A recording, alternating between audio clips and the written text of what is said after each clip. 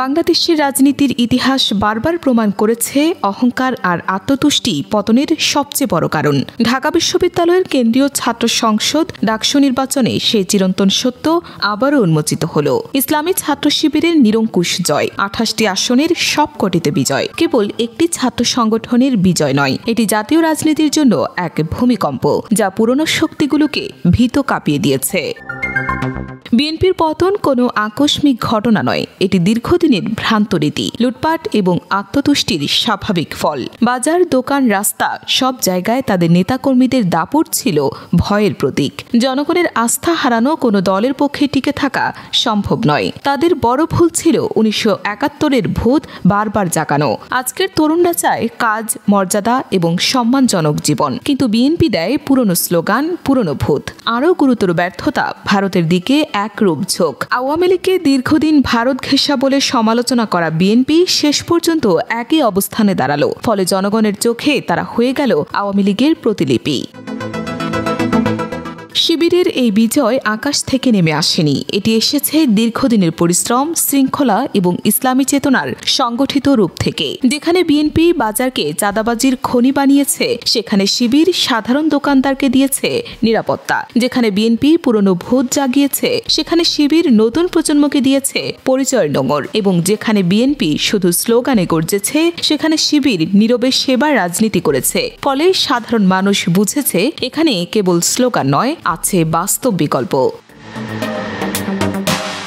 বাংলাদেশে ইসলামী ধারার উত্থান কোনো বিচ্ছিন্ন ঘটনা নয়। ধর্ম শুধু আধ্যাত্মিক শক্তি নয়, এটি সামাজিক ন্যায় বিচারের ভিত্তি। মালয়েশিয়ার উদাহরণ দেখুন। মাহাথির মোহাম্মদ ইসলামী মূল্যবোধকে আধুনিক উন্নয়নের সঙ্গে মিলিয়েছেন। তুরস্কেও এরদোগান জনগণের আস্থা ফিরিয়েছিলেন ইসলামী পরিচয় ও জাতীয় উন্নয়নের সমন্বয়ে। বাংলাদেশের প্রেক্ষাপটও ভিন্ন নয়। শিবির জনগণের গভীরে থাকা ইসলামী ন্যায় বিচারের আস্থা সংগঠিত করেছে। ডাকসু নির্বাচনের ফলাফল প্রমাণ করেছে দ্বিদলীয় রাজনীতি আর টেকসই নয়। শিবিরের উত্থান দেখিয়েছে শৃঙ্খলা, আস্থা এবং ইসলামী মূল্যবোধে দৃঢ় হলে বিকল্প শক্তি তৈরি করা সম্ভব। এটি আওয়ামী লীগের জন্য সতর্কবার্তা। জনগণ চায় পরিবর্তন, নতুন দিক নির্দেশনা। শিবির যদি নিজেদের শৃঙ্খলা ও ইসলামী চেতনা দিয়ে শূন্যতা পূরণ করতে পারে, তারা হতে পারে জাতীয় রাজনীতির শক্তিশালী খেলোয়াড়। বিএনপি যদি পুনর্জন্ম চায়, তবে তাদের করতে হবে বাস্তব পরিবর্তন। জনগণের কাছে ফিরতে হবে, নতুন রাজনৈতিক বয়ান তৈরি করতে হবে, অহংকার ও আত্মতুষ্টি ত্যাগ করতে হবে, গণতান্ত্রিক সংস্কৃতি লালন করতে হবে, স্বাধীন ও স্পষ্ট আন্তর্জাতিক নীতি আনতে হবে, তরুণ প্রজন্মকে অন্তর্ভুক্ত করতে হবে। এই 6টি পার্ট বাস্তবায়ন না করলে বিএনপি ইতিহাসের আর্কাইভে বিলুপ্ত শক্তি হিসেবেই থেকে যাবে। বিজয় প্রত্যাশা তৈরি করে। এখন দেখা যাচ্ছে শিবির কি বাস্তবে সেবার রাজনীতি করতে পারবে? ইসলামী ন্যায় বিচার, সামাজিক সমতা, অর্থনৈতিক উন্নয়ন, এই 3 ক্ষেত্রেই শিবিরকে প্রমাণ করতে হবে তারা শুধু স্লোগান নয়, বাস্তব সমাধান দিতে পারে। আজকের নির্বাচনী ফলাফল স্পষ্ট বার্তা বহন করছে।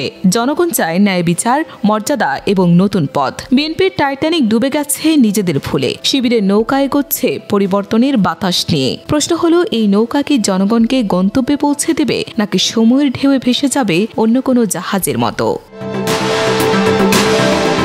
দেশের সেরা ব্র্যান্ড মৃদুল সিএনসি ডিজাইন। আপনার কাঠের ফার্নিচার ব্যবসায় আনুন আধুনিকতার ছোঁয়া। এখন মাত্র কাস্টের দামে কিনুন ব্র্যান্ডের সিএনসি রাউটার মেশিন। আমাদের তৈরি মৃদুল সিএনসি রাউটার শতভাগ গ্যারান্টি সহ বিশ্বমানের পারফরম্যান্স, সঠিক রেটে সঠিক ব্র্যান্ড মৃদুল সিএনসি। যোগাযোগ করুন আজই। মৃদুল সিএনসি, কাটিং এ দক্ষতা, ডিজাইনে শ্রেষ্ঠতা।